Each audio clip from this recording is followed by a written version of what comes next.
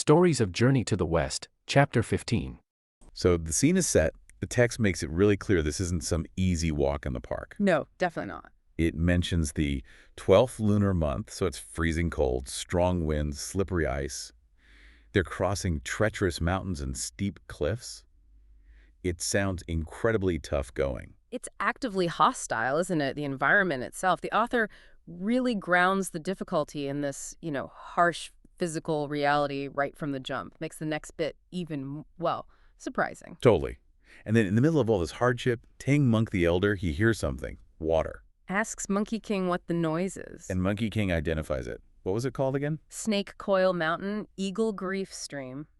According to the text, yeah. Even the names sound a bit ominous, don't they? Snake Coil, Eagle Grief. Yeah, it hints that maybe the spot isn't just a pretty stream, There's maybe something else going on. So they get there, and the text gives this really vivid description.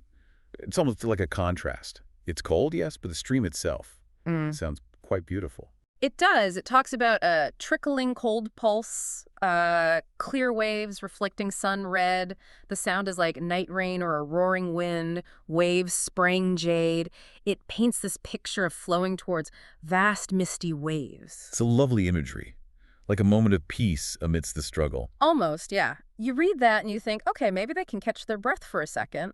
But nope, the text flips immediately. And how?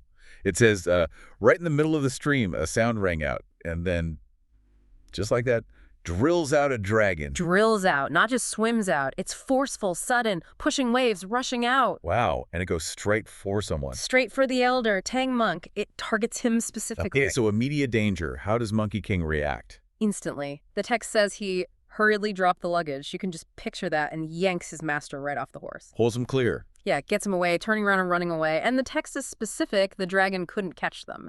They actually dodged that initial attack. Phew. Okay, close call. Ugh. But something else must happen. Oh, yeah.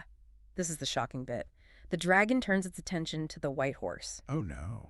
And it doesn't just, attack it. The text says it swallowed it whole along with its saddle and bridle. Swallowed it whole. The entire horse. The whole thing. The text is super precise. Saddle, bridle, everything. Gone in one gulp, then it just slips back into the water. Wow. I mean, how do you even process that?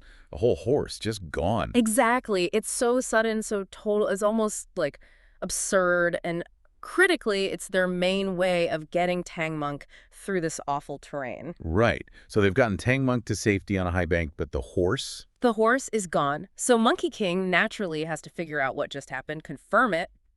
So he goes looking. Yeah, the text describes him doing his thing, jumps up in the air, uses his fiery golden eyes, his special vision. Uh-huh. The dumb. Right. Scans 1,000 lines all around, shading his eyes, looking everywhere. Does he see anything? Nothing. He comes back to Tang Monk, and the report is bleak, basically. Yep, that dragon definitely ate our horse. It's nowhere. Oof. How does Tang Monk take that news? Not well. Understandable, maybe. He just despairs. The text says he starts questioning it, how could anything have a mouth that big? He's in disbelief. Total disbelief. Yeah. He suggests maybe the horse just got scared and ran off, tells Monkey King to look again, and then the crying starts. Tears like rain. He's lamenting, how are we ever going to cross these 10,000 waters and 1,000 mountains now? It's impossible. It's a very human moment, isn't it? He just sees the whole quest collapsing. Absolutely. He's vulnerable, overwhelmed, not exactly the heroic leader figure in that moment. How does Monkey King handle that, his master breaking down? Well, that seems to push Monkey King's buttons. The text says he couldn't hold back his temper. He just sort of explodes, starts shouting, calls Tang Monk a crybaby. Oh, wow. That's harsh. It escalates fast. Tang Monk gets scared, tries to physically hold Monkey King back. He's worried the dragon will come back and get Monkey King too, Then they'd have lost everything, both man and horse lost. Which probably just makes Monkey King angrier. You bet. He yells that Tang Monk is too useless. Useless. Basically throws up his hand saying, fine, let's just sit here guarding the luggage until we get old. Wichiatani. You can just hear the frustration. The text says he's yelling his head off. So, total breakdown. Master in despair, disciple furious. It's not going well. Not at all. It's their first real test as a team, and it's failing. But right then, just as things are hitting rock bottom. Something happens. Yeah. The text says, only heard someone speaking in the air. Hoo-hoo. A voice or voices from nowhere. Divine intervention. Seems like it. They identify themselves right away. We are a group of divine beings sent by Guanyin Bodhisattva. Guanyin. Okay. And why are they there? Their mission is specific. To secretly protect the scripture seeker. They've been there all along, just hidden. Wow. Okay. So Monkey King must react to that. Oh, absolutely. Classic Monkey King. He immediately demands, give me your names. I need to call the roll. Yeah. He wants to know exactly who he's dealing with. He needs a roster. Pretty much. And the text actually lists them. It's quite detailed. Yeah, where are they? It mentions the 16 Six Jia, the 5 Direction Revealers, the 4 Duty Merit Officers, and the 18 Guardian Garas. A whole contingent. That's a lot of divine protection. Right. And they explain, they take turns, they're on rotation. So they're not all there at once. Most aren't. But the text adds this fascinating detail. Among one group, the 5 Direction Revealers, there's one guy, the Golden Head Revealer, who is always there, day and night without leaving. So there's always at least one guardian present, constantly. Exactly. It suggests this layered, continuous protection system. And it's revealed right at their lowest point when the human and, well, monkey relationship is falling apart. That timing is crucial. So how does knowing this change things? Monkey King must take charge now. Immediately, he shifts right back into protector mode. Tells the deities basically, okay, if you're not on duty, you can go. But 16, day duty officer, revealers, you guys stay here and guard my master. He's delegating to gods now. Pretty much. And what's the effect on Tang Monk? The text says he finally feels at ease. Knowing he's got this divine bodyguard detail lets him relax a bit. He sits down and tells Monkey King, okay, go deal with the dragon, but be careful. Right. So, master secured, Monkey King gets ready. How does he prepare? The text gives a little description. Tidies his clothes, pulls up his tiger skin skirt, gotta look the part. Grips his famous golden-bound iron rod. His weapon. Yeah. And it says he shakes his spirit, gets focused, ready for a fight. No more arguing, just action. So he goes back to the stream. Right back to the stream. Positions himself hovering just above the surface, half cloud, half mist, like he's ready to dive in or fight right there. And then? Then he issues the challenge, shouts right down into the water, "You wicked loach, return my horse! Return my horse!" Ooh, calling the dragon a wicked loach. Classic. Okay, so the stage is set for a confrontation. Perfectly set. Showdown time. You know, after the dragon's had his horse snack. Classy. Right. He's basically lying low, chilling out, cultivating his spirit at the bottom of the stream. Just relaxing after that meal. For a second, yeah. But that doesn't last long. Monkey King turns up. Understandably pretty mad. Oh, yeah. Furious about the horse, starts demanding it back, and the source says the dragon couldn't take the yelling, so he just leaps out, boom, stirring up waves. And the fight's on. Instantly. And the text gives us these incredible visuals for this first clash, doesn't it? It really does. You've got the dragon, and he looks amazing. His beard, like white jade threads. Yeah, and E3, his eyes flashing like red gold lamps. Whoa. And spitting at bright pearls and colored mist from under his beard. That's quite the look. It's intense. And then right away, the text contrasts him with Monkey, who's there with his iron staff just whipping up wind. Setting the stage. Yeah, and it frames them both with these little hints about their pasts. The dragon as a seal bucky, like a son who caused trouble for his parents. Okay. And Monkey as a sea sleuth, a demon who defied heaven's generals. It really underlines that these are two powerful beings with, let's say, histories clashing right here. So they fight pretty hard for a bit, circling each other. Intensely, yeah. But the text makes it pretty clear Monkey's got the upper hand in this first round. The dragon runs out of steam, becomes like his strength just goes, his muscles get numb. Ah, so he can't really keep up with Monkey. Not at all. He realizes he's outmatched, pulls a quick turn, and zips right back into the water. Dives deep. And just stays there. Stays there. Refuses to come out. Even with Monkey King up on the bank, shouting insults down at him. The dragon just completely ignores him. Wow.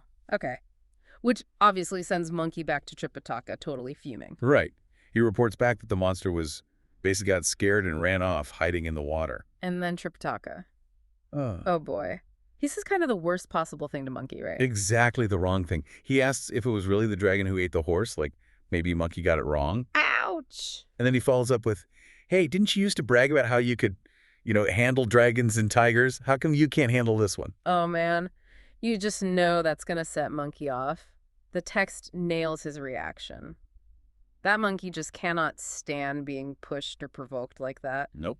Hearing his master doubt him, that immediately makes him check. He just unleashes his full power. Right. He doesn't just go back for round 2. He goes back to, prove a point. He uses his massive power, described as, the power to, turn rivers upside down and stir up the seas. Whoa. And he turns that power on the stream itself. Seriously? The text says the water was totally clear, but Monkey just churns it, boils it into absolute chaos until it's like, like the raging yellow river. Yeah. Total transformation. He makes the stream unrecognizable just out of sheer anger. Pretty much. And this massive disturbance is just too much for the dragon hiding down there. Yeah, I guess you can't really lay low in that. Not really. Yeah. The text says he couldn't stand the injustice, the wrongness of having his hiding spot violated like this. And we get this quick but really revealing look into his head right then. Yeah. What you thinking? He thinks Chao Shan, which is basically like, wow, blessings never come in pairs, but disasters sure pile up. Huh. That's kind of profound for a dragon who just ate a horse. It tells you something, doesn't it? It really does. It implies that meeting Monkey is just the latest bad thing to happen to him, like he just got out of some other trouble. Interesting. So he comes out mad now himself. Yeah, he comes out demanding to know who this wicked demon is pushing him around like this. And so they fight again, down by the cliff. The text calls it a bitter fight. Bitter fight, exactly. But just like before, the dragon's he's overwhelmed. The text says straight up, the little dragon really couldn't withstand Monkey's attacks. So second time, he needs an escape plan. And he finds one. It says he with a shake, he turns into a little water snake. A snake? Yeah, small water snake, and just vanishes, disappears into the grass by the stream. Whoa. Okay, Monkey must have loved that. Oh, predictably, he goes into an absolute meltdown. Total rage. The text uses that amazing phrase, Oha Kutiki, Sansu, his 3 inner demons jump. Smoke pours from his 7 openings. He is beyond furious at losing this snake. Yeah, bet. Can't find him anywhere. Nope. Gone. So Monkey does what he does when he's stumped. He decides to call in some backup. Okay, who does he call? He uses a spell, a Gusan, to summon the local gods. The guys in charge of the area, the earth god and the mountain god. The local management, pretty much. And his greeting to them is, stick out your ankle bones, you each get 5 whacks with my staff as a hello. Seriously. Just to blow off steam. Seems like it. The gods, understandably start begging him not to. Please, great sage, no. Yeah, good call. So what happens then? Well, they quickly apologize for not showing up sooner, saying they knew about his long time being trapped under the mountain. It's like a quick nod to his past. Okay, showing some respect maybe. Maybe that cools Monkey down a bit. He agrees not to hit them yet, but demands answers. Who is this dragon? And the big question, why did he eat the horse? Right. Get to the bottom of this. And this is where things get really interesting. The gods start spilling the beans. First, they explain the history and the name of the place, Usha, the Eagle Grief Steep Stream. Eagle Grief. Why is it called that? Apparently it's super deep and wide, and the water is totally clear. So clear that birds flying over see their own reflections, mistake them for other birds, and dive down trying to catch them and end up drowning. Wow, that's surprisingly sad and specific, tied to illusions, like you said. Exactly, a place tied to deception and mistakes. Yeah. But then the gods drop the real bombshell about the dragon. Okay, here it comes. Yeah, they reveal he's not just some random monster. He's a jade dragon. A jade dragon. Okay, that sounds important. It is. And the absolutely critical part, he was rescued by Swajel Guanyin Bodhisattva a few years back. The gods explain Guanyin specifically put him in this stream for a reason. Which was? To Amity, to wait for the scripture seeker, for Tripitaka. And on top of that, he was explicitly told not to cause any trouble. His only permission was, if he got really hungry, he could maybe eat some birds or local animals. Okay. So eating Tripitaka's horse, that wasn't just bad luck. That was him directly disobeying Guanyin's orders. Absolutely. A major violation of his parole, basically. The gods themselves seem confused. They speculate Kikoya's, How could he be so clueless? Why would he tangle with Monkey King after being given this specific task? Good question. Do they know how he escaped as a snake?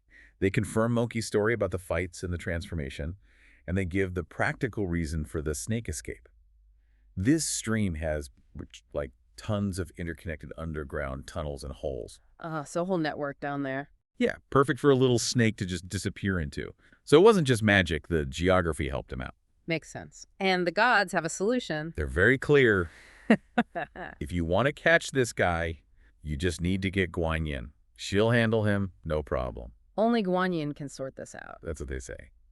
So Monkey brings the Earth God and the Mountain God back to Tripitaka to explain all this. How does Tripitaka take the news? Still focused on the horse a bit. Pretty much.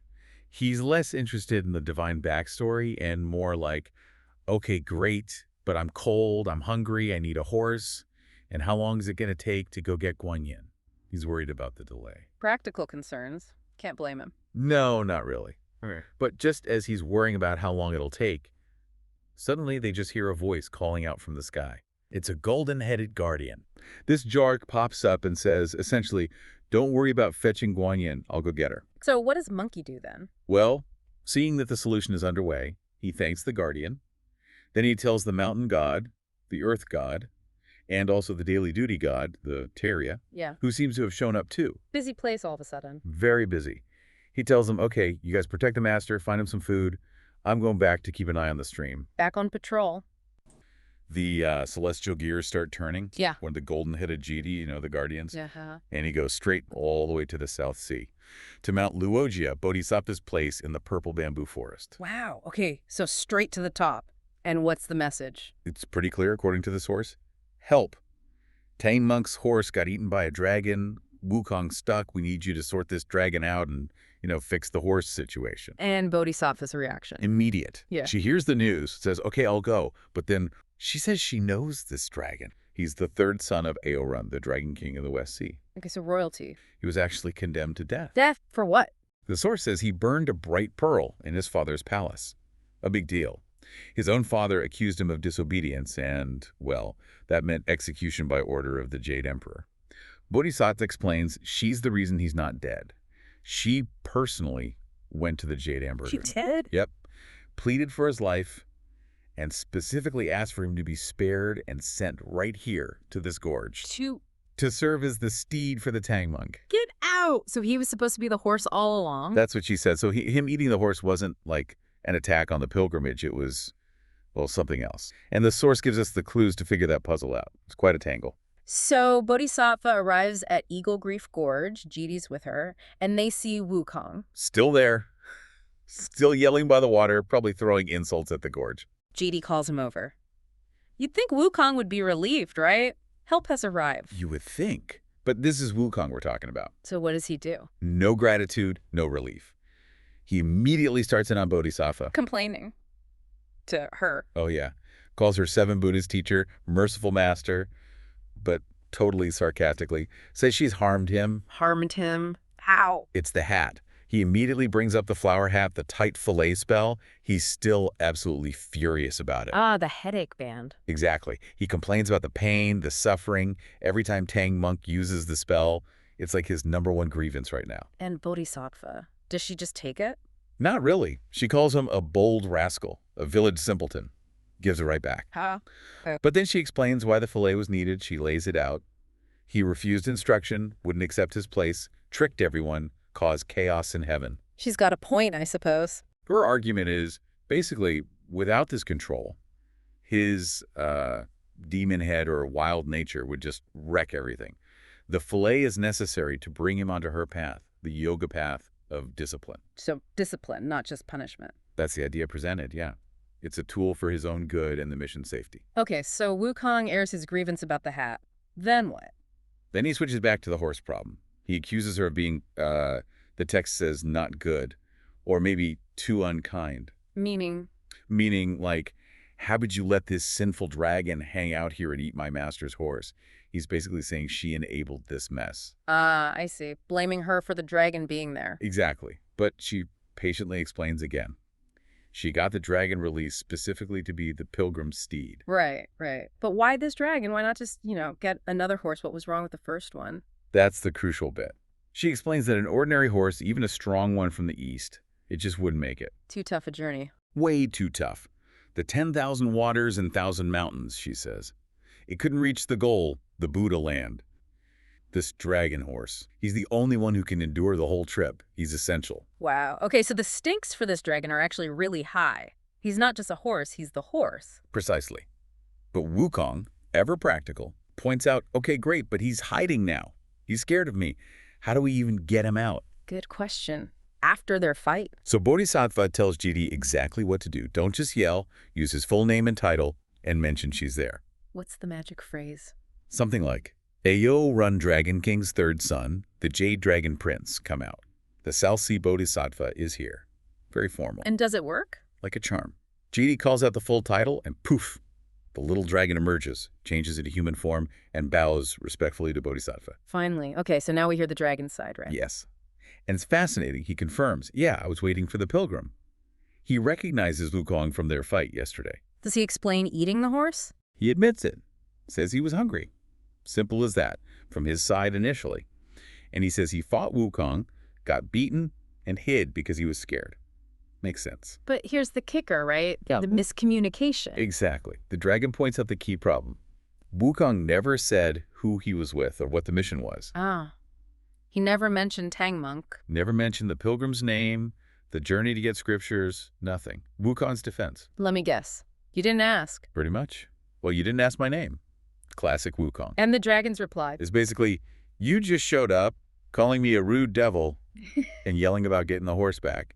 You never said the word Tang. Oh, man. So the whole fight could have been avoided. Seems like it. And Bodhisattva jumps right on this. It's a teaching moment. What does she say? She points out Wukong's big flaw here. He relies only on his strength, his fighting skills. He doesn't communicate the purpose, doesn't praise or announce the mission. So she gives some advice. Crucial advice for the rest of the trip. She says, look, when you meet beings who are supposed to join or surrender to the quest, Yeah. first tell them about the pilgrim and the mission. Announce who you are and why you're there. And that will make them cooperate. She says it will make things much easier. They'll naturally submit, the text says. Herediochu. Less fighting, less struggle, less effort needed. And Wukong's reaction to this advice? Surprisingly, the source says he's happy to learn this. A little light bulb goes off. Maybe punching isn't always the first answer. A moment of growth for the Monkey King. It seems so. Yeah. So, lesson learned, misunderstanding cleared. Now for the main event, the transformation. Right, making the dragon into the horse. Bodhisattva steps up. She takes the bright pearl off the dragon's neck, maybe symbolizing his past life or crime. It's not totally clear. Oh. Then she takes a willow branch, dips it in sweet dew from her vase, flicks it on the dragon, blows immortal breath on him, and just commands, change. Instantly. He transforms into a horse. His original horse form. The text even mentions his hair and color. It's complete. Wow, so now they have the dragon horse. Yes. And Bodhisattva speaks to him directly as the horse. What does she tell him? She tells him basically, serve diligently. This is how you repay your karmic debt. A second chance. A huge one. And she offers a massive reward. Succeed in the mission and you'll achieve a golden body and proper fruition. You'll surpass ordinary dragons. And the dragon horse accepts. Wholeheartedly. The text says he mindfully receives the promise. He's fully committed. Okay, crisis solved. New horse, lessons learned. Time to get back to Tang Monk. Bodhisattva thinks so. She tells Wukong, take the horse to your master, I'm leaving now. And Wukong's like, great, thanks. The quiet. Wukong grabs onto Bodhisattva. What? Why? He shouts, I won't go. I won't go. I can't do this. He wants to quit. Now, Yeah. after all this. Apparently. He suddenly finds the whole journey overwhelming. Too hard, too dangerous. Chow. But he's Sun Wukong. I know. But he's asking, when will we ever get there? He's worried about his own life. He doubts he can actually achieve anything, any merit. It's a real crisis of faith. Wow. Even he has moments of doubt. What does Bodhisattva do? She kind of calls him out on it. Like, really? This laziness now? What about all that effort you put into cultivation before just to get free? A bit of tough love. Yeah, reminding him this path requires faith, requires striving for that proper fruition. But then she offers serious reassurance. Like what? Concrete promises. She guarantees him, if you're in serious trouble, physical danger, you just call out. Heaven and earth will respond by HDFR. You won't be alone. Okay, that's pretty big. And even bigger, if you reach a point where you're absolutely stuck, truly cannot escape. Then what? She will personally come and save him. A direct divine intervention promise. Whoa, that's huge for Wukong. Massive. Yeah. And then one more thing. A tangible gift. What is it? She pulls 3 leaves from her willow branch, puts them on the back of his head, says, change. And they become 3 life-saving hairs, emergency use only. magic hairs? What are they for? She tells him, if you're ever in a situation where you are utterly helpless, no options left. Use these hairs. They'll respond to the situation and save you from disaster. Like a divine panic button. Kind of. Yeah. So with all these promises, this direct health line, and the magic hairs, Wukong finally calms down. He accepts. He does. He thanks the great merciful and compassionate Bodhisattva. His resolve is back. And then Bodhisattva leaves. Yes, her work there is done. The source describes her departing beautifully, surrounded by fragrant wind and colored mists, heading back to Putua. The horse, it's confirmed it's the dragon, but the text mentions it looked noticeably fatter. Yeah. And Tripitaka, he wants to thank the Bodhisattva, Guanyin. Right, but Wukong's like, nope, she's already gone. Already. So Tripitaka just has to bow towards the south. A symbolic thank you. Exactly. That's the dynamic. You get the help, not necessarily the chat. Okay, so divine helper gone. They turn to the immediate issue. The stream. Big, looks dangerous. And the horse has no saddle. And Tripitaka's first thought is, understandably, shouldn't we find a boat? Very practical, very human. Makes sense. That's what you'd normally do. But Wukong totally dismisses it. Boat, out here, nah. If that was his plan. Ride the horse. He figures, look, this horse was the dragon of this stream. It knows the water. It'll be fine. Trust the magic, basically. Trust the slightly fatter magic horse. Okay, so Tripitaka, probably feeling a bit unsure, gets on the horse. And just then, this old fisherman just appears, out of nowhere, it seems, on a raft, floating downstream. Wow, okay. Talk about convenient timing. Right, almost too convenient. Wukong spots him, calls out, explains they're pilgrims going west for scriptures, need a lift. And the fisherman just helps. Immediately pulls him right over. The text says it was incredibly fast, like wind and like an arrow. So they just zip across this treacherous stream. No problem at all. Pretty much. Effortless. It really makes you think, doesn't it? After all the fuss, the crossing itself is super quick, maybe suggesting the path smooths out when you're, on the right track. Or when mysterious fishermen appear. So they get across. Tripitaka offers some payment. Tang money. Standard practice. But the fisherman, once intimate, refuses point blank. Refuses money. Yeah, shoves off quickly and just vanishes. Gone as quickly as he appeared. Okay, that is strange. Not your average ferryman. Which leads Wukong to deliver his explanation. He tells Tripitaka that wasn't just some old guy. Who was it then? According to Wukong, that was the local water god of the stream. The water god? Seriously? That's what Wukong claims. And he adds this classic Wukong touch, basically saying the god was lucky, Wukong didn't punish him earlier for not showing up to pay respects.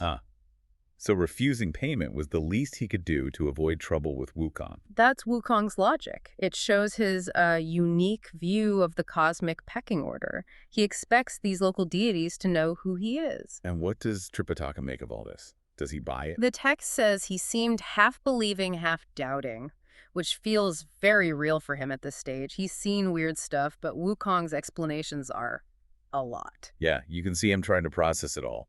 This world is definitely not working by the rules he's used to. Exactly. He's starting to see there's more going on, even if he can't quite grasp Wukong's reality yet. But hey, they made it across. They did. On the unsettled horse, heading west as evening sets in. Vast true reality ascends the opposite shore. Sincere heart perfects nature and reaches Spirit Mountain. So as you said, they're traveling late, need a roof over their heads. Tripitaka spots this building. And his first thought, bless him, is, a home, someone will let us stay. He calls it hu, right? Like a private house or estate. That's his immediate take, yeah. Very human. But Wukong, well, Wukong's got those fiery eyes, that deeper perception. He looks harder. He's not just seeing walls and a roof. No, He spots specific things, architectural stuff, the gooks, these fancy ornaments on the roof ridge, like flying fish or mythical animals. Ah, okay, so that tells him something. It tells him it's definitely not just some farmer's place. He recognizes those details. He tells Tripitaka, Master, that's no private home. He knows right away it's religious, a temple, or maybe a shrine. Right, that really shows the difference in how they see the world, doesn't it? Tripitaka sees the immediate need shelter. Wukong sees the spiritual signature of the place. Precisely. So they get closer, and sure enough, there's a name over the door. The Lai Shi Shrine. And inside, there's an old man waiting. Yeah, described with prayer beads, unjai, and he greets them very respectfully, palms together, jirai, hayo. He seems to belong there. Okay, so who is this guy? Well, he explains what the place is. He says a chi is a local earth god temple, built by the local villagers right here in this area. He even mentions they're on the border, the Wu. An earth god temple, what's it for exactly? It's all tied into the farming year. He explains people come to pray all through the seasons. Spring plowing, summer weeding, fall harvest, winter storage. Wow, really practical. Totally. They bring offerings, animals, flowers, fruit, and pray for good fortune, basically. For keep his peace through the seasons, good harvests, healthy livestock. It's very grounded, tied to the land. Right. And Tripitaka finds this really interesting. Oh, yeah, he has that great line, doesn't he? Ukayim, which means... Something like, you only have to go 3 miles from home and the customs are already totally different. He mentions they don't really have this specific kind of agricultural god worship back in the Tang Empire. The old man asks who they are, right? Tripitaka explains, we're from the Great Tang on the Emperor's mission to get scriptures in the West, need a place for the night. That's their immediate practical problem. And you see Wukong just jump into action. Impatient, maybe. Or just practical. He sees a clothesline hanging there. Oh, yeah. And just rips it right down to tie up the horse. Doesn't ask, just does it. Huh. Okay. And the old man sees this. He does. And he makes a little joke. Sees the fancy horse tied with a busted clothesline and says something like, Hey, you must still stolen this horse. No proper tack. Oh, boy. Wukong wouldn't like that. Predictably, no. He flares up. Ho! Basically, hey, old man, watch your mouth. How dare you accuse holy monks on a mission of being horse thieves? Classic Wukong. Quick temper. Very quick. But Tripitaka smooths things over. Apologizes for Wukong, patiently explains the whole story, confirms, no, the horse is legit. We just lost the equipment in the river incident. Okay. And then he has to do the horse recap. Yeah. Got to explain the horse situation. Tells the old man how the original horse, with the saddle and bridle, got swallowed by that dragon. Oh, right. The tack was lost, too. Exactly. Then he explains how Guanyin stepped in, sorted out the dragon, and turned it into the new white horse they have now. Which is crucial context, because it explains why this amazing new horse, this transformed dragon, doesn't have any gear. No saddle, no bridle. They were lost with the old one. And how does the old man react to the full story? He's genuinely moved. Especially when he hears Guanyin Bodhisattva was involved. He gets it, sees they're telling the truth, and they're in a tough spot. And this leads to something amazing. It really does. He decides to offer them something incredibly valuable to him personally. A set of saddle and bridle he owns. Something he's cherished, even though he's poor now. Wow. He has a set. Where did he get it? He gives a little backstory. Says he used to be well off, had fine horses himself, but then disaster struck. Like years of bad luck, deaths in the family, a fire. Oh, man. Yeah, lost everything. That's why he's now the caretaker here, living off villagers' offerings. But he kept this one set of tack. So a guy who's lost almost everything is offering his last prized possession. Exactly. And he's so humble about it. He says, his little gift is nothing compared to the help they got from the Bodhisattva. That's actually really beautiful. Human kindness meeting the divine mission. It really is. It shows that help isn't just raining down from heaven. It's also working through people, maybe people guided or inspired by those higher powers. Okay, so they stay the night. Morning comes. And Wukong, ever the practical one, nudges Tripitaka like, hey, what about that saddle? Gotta get the gear. And the old man delivers. He shows up with a whole set. May tari, saddle, pad, reins, the works. Complete. And is it just some old dusty set? Not at all. The description in the text, there's this whole poem about it. It's fancy stuff. A carved saddle gleaming with silver stars. Oh. Yeah. Oh. A precious seat shining with gold thread. It's got layers of velvet padding, teddies, and purple silk reins. Okay, so this isn't just functional, it's luxurious. Where did a poor caretaker get that? Good question. Wukong checks it over, confirms it's top quality. And the text specifically says it fits the dragon horse perfectly.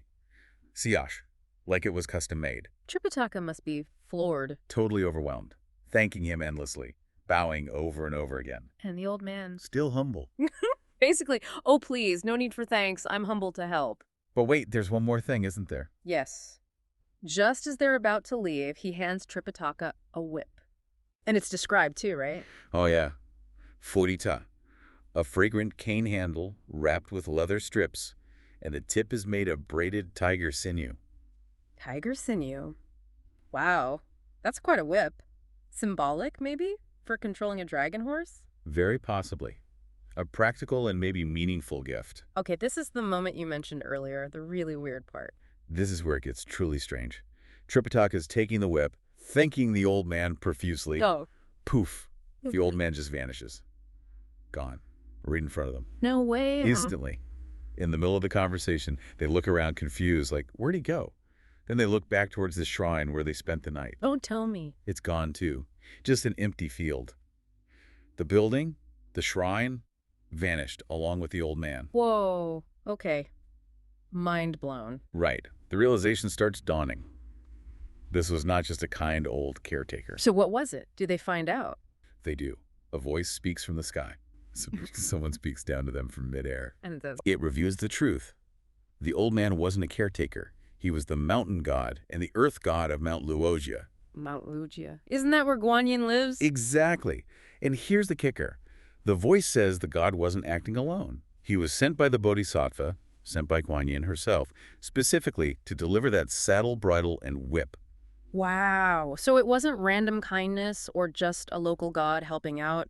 It was direct, orchestrated, divine intervention, just disguise. Perfectly disguised. Yeah. In this humble, accessible form. And the voice gives them one last instruction. Shah. Which means you guys need to push on westward, seriously. Don't slack off, not even for a moment. A little nudge, a reminder to the mission. Incredible. What a reveal. 1 minute, thanking a nice old man. The next, he's a vanishing god sent by Guanyin. Okay, now the reactions. Tripitaka and Wukong must react differently to this. Oh, completely differently. It's night and day. Tripitaka, absolute awe and reverence. The text says he basically falls off his horse in shock. Doesn't surprise me. Immediately starts bowing to the empty sky. And he just keeps kowtowing. And he just keeps kowtowing. Tutio countless times. Total reverence. He feels bad for not recognizing him. Totally. He apologizes for his mortal eyes and flesh for not seeing the divine presence. Thanks the Bodhisattva over and over for the profound help and blessing. This is peak Tripitaka. Okay, so what's Wukong doing while Tripitaka is kowtowing to the sky? Wukong is laughing. The text says he's too, just cracking up, inwardly delighted. Laughing. Why? That's the thing. He's not bowing. He actually pulls Tripitaka up, tells him, hey, stop bowing, the god's long gone. He finds the whole situation amusing. Okay, I need his reasoning here. It's pure Wukong defiance. He tells Tripitaka straight up he doesn't bow to people. Not even the big shots like the Jade Emperor or Laozi. Seriously, not even them. Nope. He says he just gives them a respectful nod, like a salute. He thinks bowing is beneath him, or maybe reserved for something else entirely. And Tripitaka, being the master, kind of shuts Wukong down, calls his talk nonsense, stop talking rubbish, and tells him to get moving. Right? Get up, let's not waste time, get back on the road. The journey calls. So they saddle up the dragon horse with its fancy new gear, grab the tiger sinew whip, and head off. Yep. And the story tells us they actually have a pretty peaceful stretch after this. About 2 months of relatively uneventful travel. Uneventful meaning no major demon fights. Pretty much, but it doesn't mean boring. They encounter different people, various non-Han groups, showing the journey is taking them through diverse lands. And dangers are still around. Oh yeah, Still got to watch out for yace, wolves, tigers, leopards. The wilderness is still wild, even when the road is peaceful. And time passes, the seasons change. Right, the text notes it's now early spring. You get these nice descriptions of the landscape changing. Yeah, the forest turning green. Yay, plants sprouting. Plum blossoms finished. Willow buds just opening. It grounds the journey in time. Gives you that sense of distance traveled. Exactly. And then after these 2 months, evening is falling again. They spot more buildings. Okay. Looks like towers, palace halls in the distance. Another stop. Wukong takes a look. Yep, using that sharp sight again. He checks it out and says, nope, not a palace, it's another aim, a temple or monastery. Okay, another religious place. Seems fitting. So they decide, right, let's head there for the night. And the chapter ends just as they're riding towards it. Classic cliffhanger. They urge the horse on, heading straight for it, but... Oh dear, we don't know what this place is or what happens next. Tune in next time.